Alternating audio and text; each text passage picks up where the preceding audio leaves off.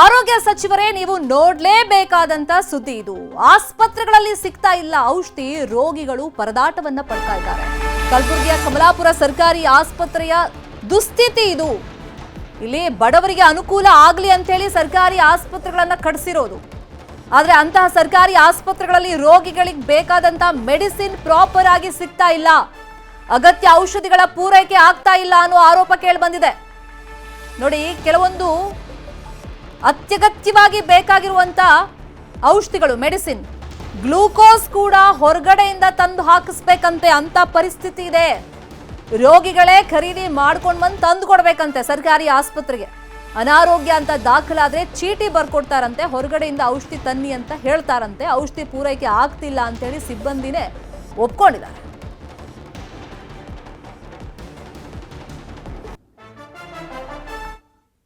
ಸರ್ಕಾರದ ಬಳಿ ಬಂದಿದ್ದಾರೆ ಬಂದ್ರೆ ಅಂತಂದ್ರೆ ಕುಶಲಮ್ಮ ಗೋರಿನಾಗ ಆರಾಮಾದಾಗ ನಾ ಹೊರಗೆ ಬರ್ಕೊಡ್ತೀನಿ ಗೋರಿ ತಗೋರಿ ಅಂತ ಹೇಳ್ತೀನಿ ಸರ್.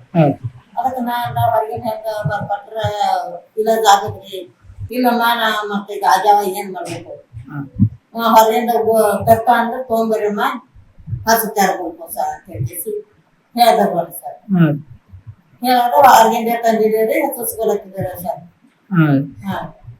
मेडिसिन पूरा शॉर्टेज है, RL shortage, NL shortage, IV shortage है, अब जीएमएस से यहाँ तक कि एवन ग्लव्स भी सप्लाई ला, हाँ वो ग्लव्स है, ऑक्सीटोसिन ला, और बोले तो तकरीबन मेडिसिन आते सप्लाई नहीं तो टेम्पररी जो चल रहा है 1 लाख का सप्लाई होना है तो 25,000 का माल नहीं आता है साल में।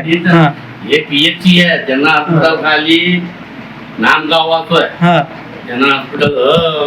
अरे कमलापुर में हुआ बजट का है, बजट ही सब बजट जो बोलो कई जने को मैं आने वाले लोगों को यही बोलता हूँ कि बजट दो, बजट से मेडिसिन लाओ।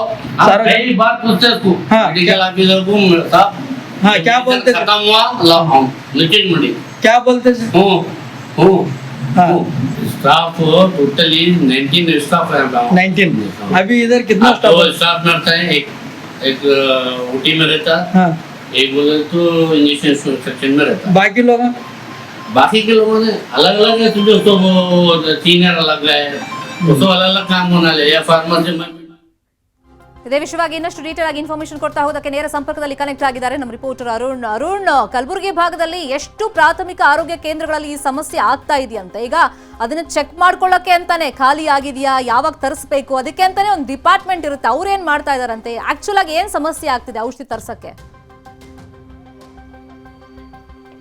ಹೌದು ಶರ್ಮಿತಾ, ಏನಂತಂದರೆ ಕಲಬುರಗಿ ಜಿಲ್ಲೆಯಲ್ಲಿ ಸರ್ಕಾರಿ ಆಸ್ಪತ್ರೆಗಳಲ್ಲಿ ಔಷಧ ಸಿಗ್ತಾಯಿಲ್ಲ ಅನ್ನೋ ಪ್ರಶ್ನೆ ಕಾಡ್ತಾ ಇರುವಂಥದ್ದು. ಯಾಕಂತಂದರೆ ಪ್ರತಿ ಆರೋಗ್ಯ ಕೇಂದ್ರಗಳಲ್ಲೂ ಕೂಡ ಏನು ರೋಗಿಗಳು ಬರ್ತಾರೆ, ಆ ರೋಗಿಗಳಿಗೆ ಔಷಧ ಸಿಗ್ತಾಯಿಲ್ಲ, IV ಸಿಗ್ತಾಯಿಲ್ಲ, ಮತ್ತು ಬೇರೆ ಬೇರೆ ಯಾವುದೇ ಮೆಡಿಸಿನ್ಸ್ಗಳನ್ನು ಕೂಡ ಕೊರತೆ ಇದೆ ಅನ್ನೋದು ಈಗ ಖುದ್ದು ಏನು ಸೀನಿಯರ್ ಫಾರ್ಮಸಿಸ್ಟ್ ಹೇಳಿರುವಂಥದ್ದು. ಇದು ಏನಂತಂದರೆ ಕಲಬುರಗಿಯ ಕಮಲಾಪುರದ ಪ್ರಾಥಮಿಕ ಆರೋಗ್ಯ ಕೇಂದ್ರದಲ್ಲಿ, ಈ ಒಂದು ಆರೋಗ್ಯ ಕೇಂದ್ರದಲ್ಲಿ ಚಿಕಿತ್ಸೆಗೆ ಬಂದಂಥ ರೋಗಿಗಳಿದ್ದಾರೆ, ಅವರಿಗೆ ಏನಂತಂದರೆ ಮೆಡಿಸಿನ್ ನಮ್ಮ ಹತ್ರ ಇಲ್ಲ, ಹಾಗಾಗಿ ಹೊರಗಡೆಯಿಂದ ಮೆಡಿಸಿನ್ ತೊಗೊಂಬನ್ನಿ ಅಂತ ಹೇಳಿ ಅವರಿಗೆ ಚೀಟಿಯನ್ನು ಕೊಡ್ತಾರೆ. ಆದರೆ ಈ ಒಂದು ಆಸ್ಪತ್ರೆಯಲ್ಲಿ ಆ ಮೆಡಿಸಿನ್ನ ತಾವೇ ಕೊಡಬೇಕು ಅಂತ ಹೇಳಿದಾಗ ಯಾವುದೇ ರೀತಿಯ ಸರ್ಕಾರದಿಂದ ಬಜೆಟ್ ಬಂದಿಲ್ಲ, ನಮ್ಮ ಇಲಾಖೆಗೆ ಬಜೆಟ್ ಇಲ್ಲದೇ ಇರೋದರಿಂದ ಹಾಗಾಗಿ ನಾವು ಮೆಡಿಸಿನನ್ನು ಕೊಡೋಕ್ಕೆ ನಿಮ್ಗೆ ಆಗ್ತಾಯಿಲ್ಲ. ಆದರೆ ಸರ್ಕಾರ ಬಜೆಟ್ ಕೊಟ್ಟರೆ ನಮಗೇನು ಕೊಡೋಕ್ಕೆ ಏನು ತೊಂದರೆ ಅನ್ನೋದು ಮಾತು ಕೂಡ ಈಗ ಒಂದು ಏನಂತಂದರೆ ಸರ್ಕಾರದಲ್ಲಿ ದುಡ್ಡಿಲ್ವಾ ಅನ್ನೋದು ಈಗ ಪ್ರಶ್ನೆಯನ್ನು ಕಾಡ್ತಾ ಇರುವಂಥದ್ದು.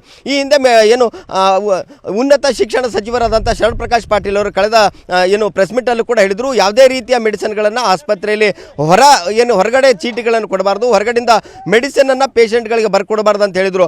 ಆದರೆ ಇದು ಅದೇನು ಹೇಳಿದರು, ಆದರೆ ಅಲ್ಲಿ ಏನಂತಂದರೆ ಏನು ವಾಸ್ತವ ಸ್ಥಿತಿಯಲ್ಲಿ ಏನಂತಂದರೆ ಯಾವುದೇ ಒಂದು ಪ್ರಾಥಮಿಕ ಆರೋಗ್ಯ ಕೇಂದ್ರಗಳಲ್ಲಿ ಮೆಡಿಸಿನನ್ನು ರೋಗಿಗಳು ಸಿಗ್ತಾ ಇಲ್ಲ. ಆ ಒಂದು ತೊಂದರೆಯಿಂದ ಇಡೀ ಜಿಲ್ಲೆಯಾದ್ಯಂತ ಕೂಡ ಈ ಒಂದು ಸಮಸ್ಯೆ ಇರುವಂಥದ್ದು. ಸಾಕಷ್ಟು ಬಾರಿ ಏನಂತಂದರೆ ಮೇಲಧಿಕಾರಿಗಳ ಗಮನಕ್ಕೆ ತಂದರೂ ಕೂಡ ಯಾವುದೇ ರೀತಿಯ ಪ್ರಯೋಜನ ಆಗಿಲ್ಲ.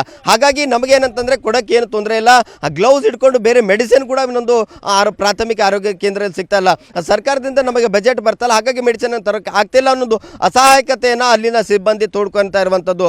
ಏನು ಬಡವರಿದ್ದಾರೆ, ಖಾಸಗಿ ಆಸ್ಪತ್ರೆಗೆ ಹೋಗೋಕ್ಕೆ ಆಗಲ್ಲ ಅಂತಹ ಒಂದು ಬಡ ರೋಗಿಗಳು ಒಂದು ಸರ್ಕಾರಿ ಆಸ್ಪತ್ರೆಗೆ ಬರ್ತಾರೆ. ಆ ಬಂದಂಥ ಸಂದರ್ಭದಲ್ಲಿ ರೋಗಿಯೊಂದಿಗೆ ಅನುಚಿತವಾಗಿ ವರ್ತನೆಯನ್ನು ಕೂಡ ಅಲ್ಲಿನ ಸಿಬ್ಬಂದಿಗಳು ಮಾಡ್ತಾ ಇರುವಂಥದ್ದು. ಏನು ಆ ಬಂದಂಥ ರೋಗಿಗಳ ಸೌಜನ್ಯಕ್ಕೂ ಕೂಡ ಸರಿಯಾಗಿ ಅವರನ್ನ ಮಾತಾಡಿಸದೆ ಅವರಿಗೆ ಟ್ರೀಟ್ಮೆಂಟನ್ನು ಕೊಡದೆ ಈ ರೀತಿ ಒಂದು ಉಡಾಪೆಯನ್ನು ಉತ್ತರವನ್ನು ಹೇಳ್ತಾ ಇದ್ದಾರೆ.